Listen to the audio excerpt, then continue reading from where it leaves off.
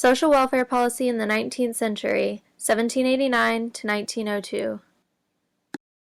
From 1789 to 1902, America had three extreme developments that posed challenges to the social system of the United States: the settlement of the frontier, the Civil War,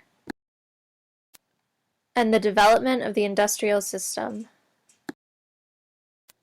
During this time, Americans focused mainly on the issues of poverty, mental illness, crime, illiteracy, and alcoholism, and developed vast amounts of policies concerning people of color. Many of the first social issues of the era stemmed from the large-scale immigration of Irish Catholics to the country. These immigrants faced oppressive working conditions as well as discrimination from American Protestants who believed the Catholics were going to take over the country. Widespread economic issues led to the creation of institutions such as almshouses that were meant to care for the poor. These institutions were found to be overcrowded and extremely unsanitary. The prevalence of religion in the United States caused social issues to be seen in moral terms. Alcoholism, crime, insanity, gambling, prostitution, and vagrancy were believed to be caused by moral defects in the individual or in society.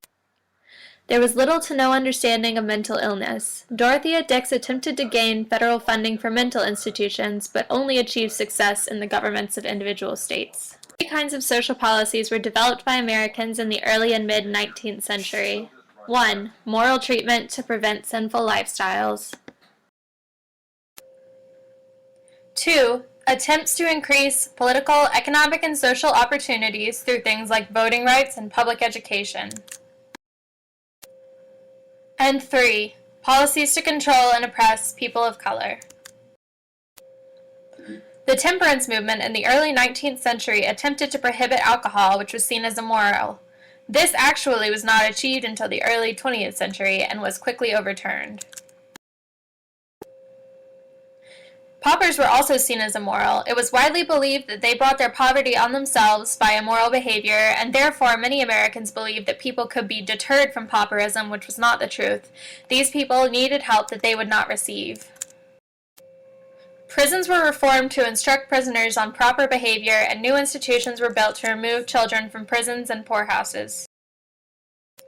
Women began to rebel against the cult of domesticity during this period. The Seneca Falls Convention and the issuing of the Declaration of Sentiments occurred in 1848, and the first wave of feminism rose. A massive genocide against Native Americans began under Thomas Jefferson's removal policy and continued under Andrew Jackson. Native Americans were forcibly removed from their homes and sent west. Many of them died in transit. Racism raged rampant through America's dealings with Mexico, as well as the enactment of the Chinese Exclusion Act of 1882 and the ever-present issue of slavery. The Civil War was brought about as a culmination of the want to secure land and political power, a sense of nationalism in the North, and the Northern desire to abolish slavery.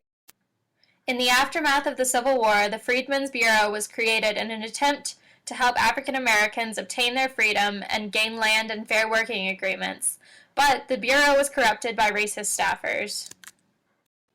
The 13th, 14th, and 15th Amendments were also passed, formally abolishing slavery, providing equal protection to all citizens, and establishing universal suffrage for all adult males. This did not prevent Southern states from creating Jim Crow laws to prevent African American males from voting or the KKK from forming to intimidate African Americans. Social reforms continued to be impeded by the belief that those in need of help had committed some moral wrong. Americans during the Gilded Age, after the Civil War, ignored suffering and focused on the successes of the privileged. To some extent, the moral judgments passed on those who are dealing with social problems still exist. Homeless people, people with mental illnesses, people who have been convicted of crimes, and people with substance abuse issues are often still judged by other members of society. We, as an American public, need to come to recognize that these problems are not brought on by any moral fault, but by a society that does not offer enough help. Created using Powtoon.